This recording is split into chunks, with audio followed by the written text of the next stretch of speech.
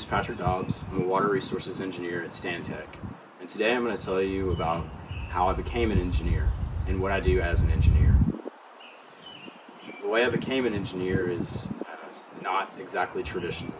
I was good at math and science in high school.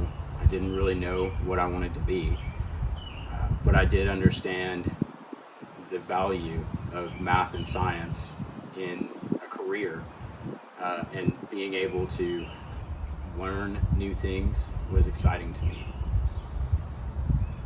I also knew that having a job as an engineer was a good job to have.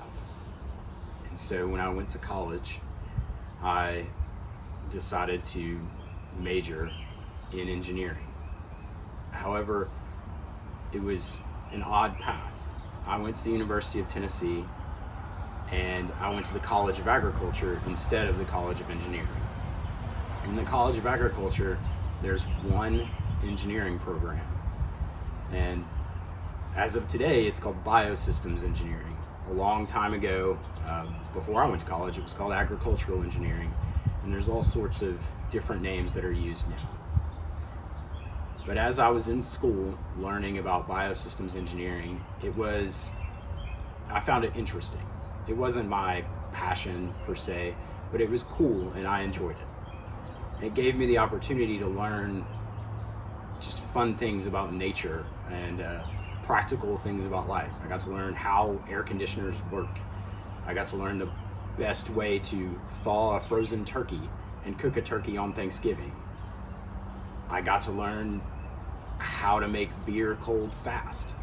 These are very practical things that you use in everyday life that I never would have learned if I hadn't decided to follow the path of an engineer.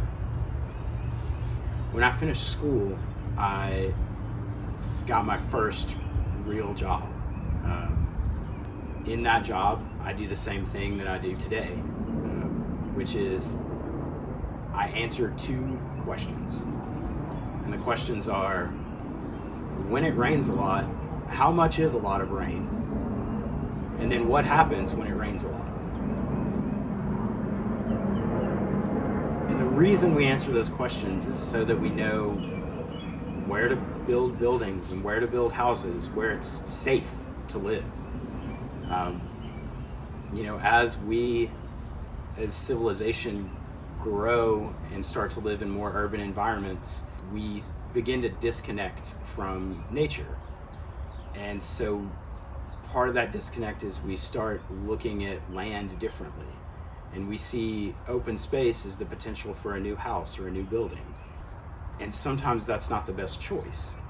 And so we work to show people that we live with, where it's a safe place to live. Or if you are going to live in a place that's maybe not as safe, what you should do to be safer. In this context, we're talking about flooding. Flooding has affected civilization since it started raining. We in the past have, been able to deal with that by easily moving around.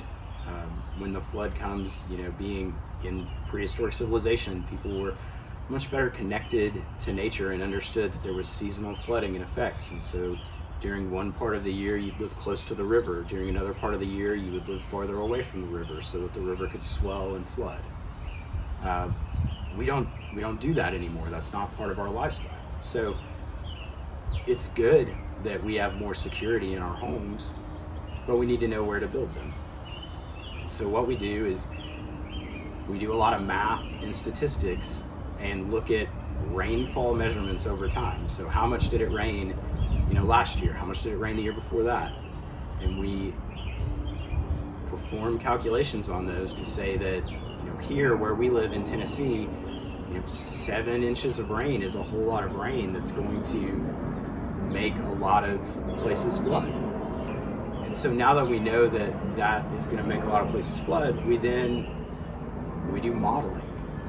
So we look at the ground surface and we put that into a computer and we pour the water on it and see where it goes, so that then we can say that oh, in downtown Nashville, if it rains this much, Riverfront Park is going to flood, or Lower Broadway is going to flood, or no, now we're going to have flooding on 2nd Avenue if it rains this much.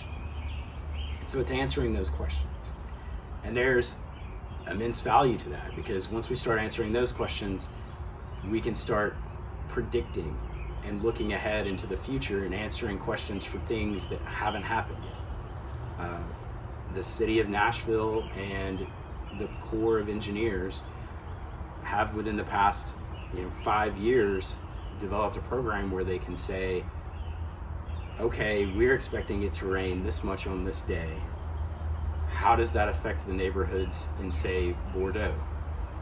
And they've been able to successfully do this to say, okay, this storm is coming, we need to go to this neighborhood and go to these houses and tell these people that they're going to need to leave their houses and go somewhere else on this day at this time.